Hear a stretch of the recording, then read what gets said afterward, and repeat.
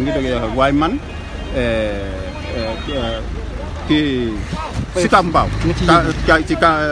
ci wetu camp bi ci station bi foofu la bus yi ñëw bi ñu ñëwee fekke woote nañu pour ñu dagal ñu billet léegi ñu ñëw ma ñëw yéeg ci bus bii nii ñu ne déedéet yow doo doon ci bii fekke toog naa si gannaaw chauffeur bi papam ñoo jànganoo alxuraan mu ne ma kaay toog fii si sama wet professeur bi ñëw ne doo fi yéeg mu ngi nii ñun ma ne sama bagage ñu ne après dañ koy jot fale am naa fi xaw ma 8 personnes xaw ma 10 non ñàkkuñu seen am na ñi ma gis gis naa benn maire bi ak doom sama garam bi ak sama benn rak ñooñu am na ki gaañu ñoom dem nañu hôpital waaye am na ñi ma gisul am na kenn ki xaw a mag tuuti te mu am kokot nii te moom ak jabaram ak doomam ak beneen xale góor ñu gisagu.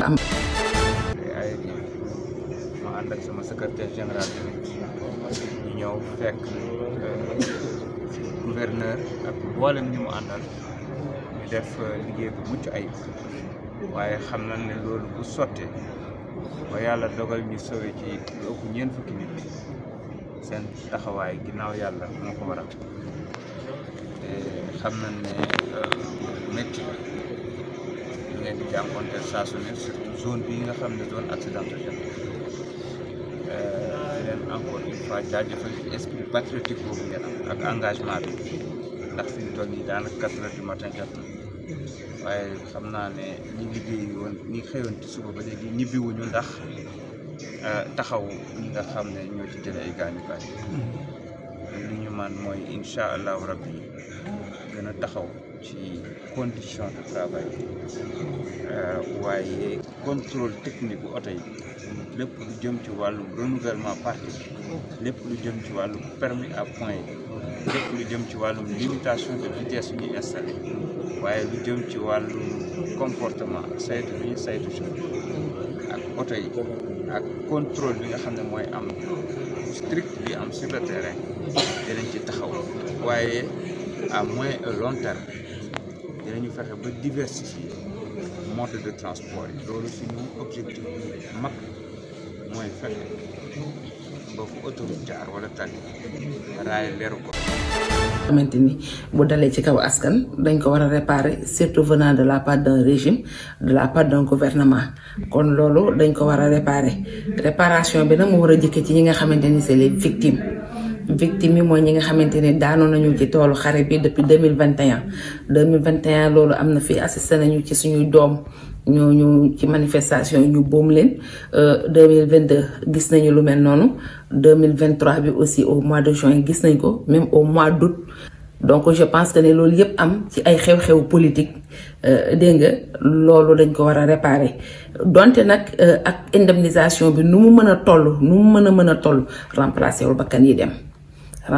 bakkan yi dem ñi ci ñàkk seen cër aussi ndàmpaay lu ñu leen mën a jox xëy na daf leen di defal rek waaye du remplacer cër yi ñu ñàkk. dañuy sukkandiku ci statistiques yi ñu am parce que nekkoon na liggéey boo xamante ni parti bi nga xamante ni mooy parti Pastef defoon na ci liggéey bu am solo à travers seen section seen commission sociale doon recenser détenus politiques yi doon recenser martyrs yi di dem di leen taxaw sax ci prison yi di taxaw seen famille yi di taxaw ñi nga xamante ni dañ ciy am ay handicap dégg nga di leen wutal ay prothèses donc à travers ñoom mën nañu am le recensement bi nga xamante ni mooy approximativement nombre bi existé par rapport nombre bi. li nga xam ni tey moom ñu dajale woon fii réunion bi ñuy wax comité de pilotage bu programme bi nga xam ni teg nañ ko muy li nga xam moom la ñuy ñoŋale stade bi nga xam mooy stade Iba Mar Diop ak piscine olympique ak complexe Tour de l'Oeuf ñaari bërëb yooyu nga xam dañu am solo lool ci wàllu li nga xam ni Sénégal dëgmal na ko muy organisation Jeux olympiques de la jeunesse suñu réew war ko dalal ci Tour Afrique en 2026 ñu xam ni naam Dakar am na ay infrastructure waaye dañoo jël choix wu dem defaraat yooyu agence française de développement accompagné ñu jël ko dénk ko AGEROUTE bi nga xam ni dafa xarañ ci wàllu travaux tey jii ñu profité ci dajale ñëpp ñi nga xam ñoo bokk ci comité de pilotage bi muy ministère des sports di ministère de l'économie di ministère des finances di gouverneur de Dakar ak préfet waaye itam di ñi nga xam ni ñooy njiitu gox-goxaat yi ma ràññee ci particulièrement le maire de Yoff monsieur Issa Laye Samb ràññee ci ki nga xam ni teew na tam muy le maire Bamba Fall ràññee ci aussi ki nga bu Médina ak maire bu Golf nga xam ni moom mooy madame Khadija Mayekor Diouf ñu ñëw teew déglu joxe tam seen xalaat ci li nga xam ni loolu mooy gën a doxal programme bi AGEROUTE présenté ñu nag fan lañ ci toll ci travaux yi ñu gis ni lépp pare na dem nañ ba tànn entreprise yi nga xam ni ñoom ñoo war a def liggéey bu ci nekk y compris yi nga xam ne mooy yi ñuy war a tabaxal maire yi ci gox-goxaat yi liggéey bi ci semaines yi di ñëw danañ ko lancer buñ koy lancer ñun ñëpp danañu teew incha allah bu neexee yàlla ñu mën ko fekkee mën ko rafetlu la nga xam ni tam génn na ci waxtaan bi mooy ni collectivités locales yi engagé wu nañu pour jàppale ñu engagé wu nañu pour lëkkaloo ak comité d'organisation bi pour mobiliser seeni jeunesse parce que ñun mën nañu def li nga xam ne mooy tax sportif yi ak sport bi mën a dox waaye la nga xam ne mooy Sénégal tax Sénégal ak sénégalais yi gis ci seen bopp ñoom la ko yàlla dénk te loolu tey ji engagé wu nañ ci ba tax na bu ñu jógee fii danaa defal benn compte rendu du président Mamadou Diagne Ndiaye bi nga xam mooy président comité d'organisation bi pour que ci diir bu gàtt ñu orge benn ndaje ak maire yooyu xool nan la ñuy lale programme buy door tey jëm 2026 ci mobilisation engagement ak xalaat yu rafet yi nga xam ne yëpp génn na fi comme li ñu fi wax ci wàllu régate nga xam ne sport la culture la cosaan la waaye surtout ak ndaw yi nga xam ne ñu ngi nekk ci école yi nga xam ne ñoom ñoo leen jiite. niki démb ñu ci doon màggal journée mondiale du paludisme nag ñu gën ko xam ci sibiru ñu koy màggal at bu jot ñaar fukki fan ak juróom ci weeru avril bii ñu nekk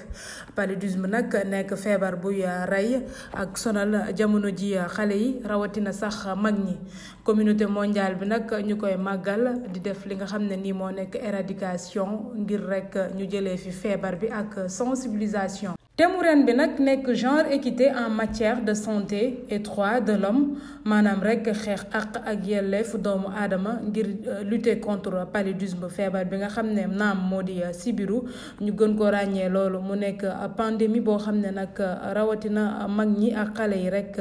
lay faral di dal. ñi nga xam ne nii nag ñoo nekk les femmes ak groupe marginalisé yi ñoom nag ñu ngi défendre li nga xam ne nii moo nekk bile feebar ngir rek ñu mën a contribuer lu jëm ci ay recherche rek ngir xeex bile feebar waaye ci àdduna wérngal képp occasion journée mondiale bile sax contre le paludisme tax rek ñu créer li nga xam ne ni moo nekk série de vignettes bi nga xam ne ni dafay daal di présenter ay citations ngir rek nombre d'acteurs africains yi nga xam ne ni dañu daal di rek sóobu ci bile projet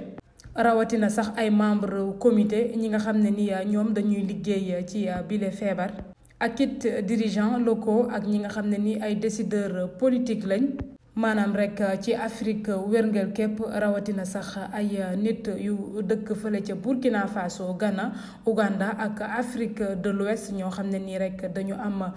expérience personnelle ci li nga xam ne ni moo nekk l'endémie palustre bi ngir rek mën a xeex bile feebar su ko defee rek àdduna wérngel képp ñuy am li nga xam ne ni moo nekk zéro. Charles Michel lan mooy fonction il est le président du Conseil de l'Union européenne kon hiérarchiquement et du point de vue de l'organigramme moom mooy autorité kon les deux événements sont liés ndaw si nag la may wax ci moom yow wax naa ko lesbienne la xeexkatu diine la moo fi bindoon naan yonente bi mooy kan ba kenn du ko caricaturé et cetera was lañ suñu yàq que nous ayons été suivis par les autorités ou pas dénoncé nañ ko te ba ma koy dénoncé fii bu ma rek dénoncé ko parce qu'on était à proximité des élections pour éviter comme mauvaise langue yi naan waaw Jamra activisme bii day élection yee tax xëy na y a des calculs alors j'ai été obligé yéen a ngi koy fàttaliku def benn rétrospective de 2014 à maintenant xeex yi fi Jamra xeex yëpp avec des ambassades yuy dooleel góor jigéen